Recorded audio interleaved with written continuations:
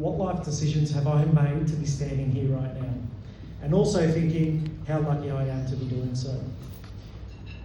I was blessed to end up umpiring 3 grand finals in a row, 2018, 19 and 20, meaning I'd umpired 3 grand finals in my first 6 years on the AFL list, something that I still find hard to believe.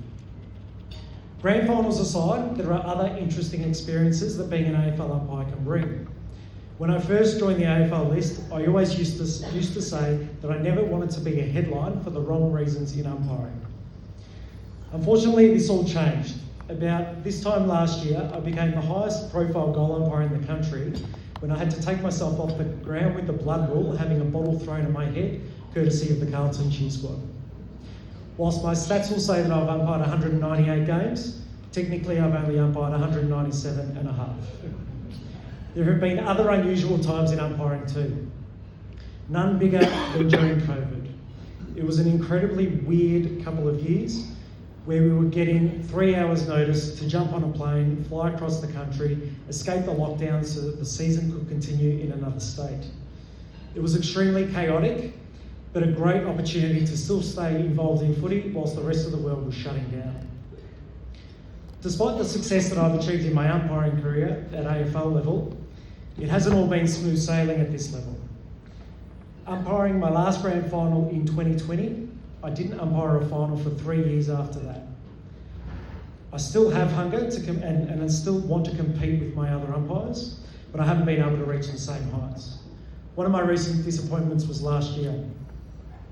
I felt that there was not much more I could have done.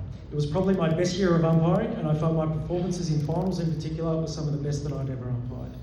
However, I missed out on the grand final and I was appointed to be an emergency umpire.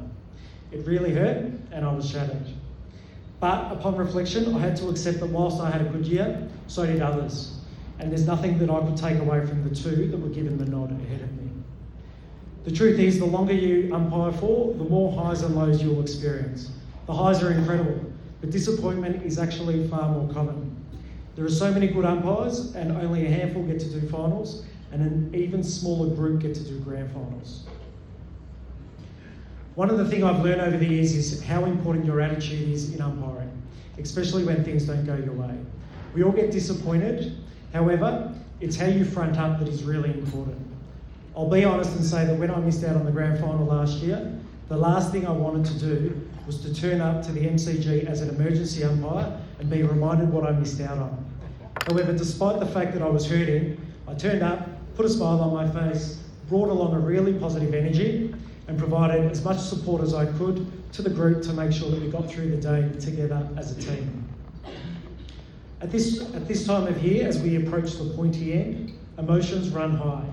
Some in the room will experience incredible highs, whilst many will feel disappointment. Allow yourself to feel that hurt and disappointment, but it is really important to make sure that you don't let that define you. Channel any frustration into understanding where you can improve and what you can do better next year. As hard as it might be, put a smile on your face and support those around you. The disappointment will fade over time and it will make you more resilient as an umpire, and you'll earn some respect along the way. In my experience, the best umpires are usually the ones who have had to face many disappointments over the journey. Now I think we'll jump to some Q&A shortly, but before I do, I just want to thank you again so much for having me.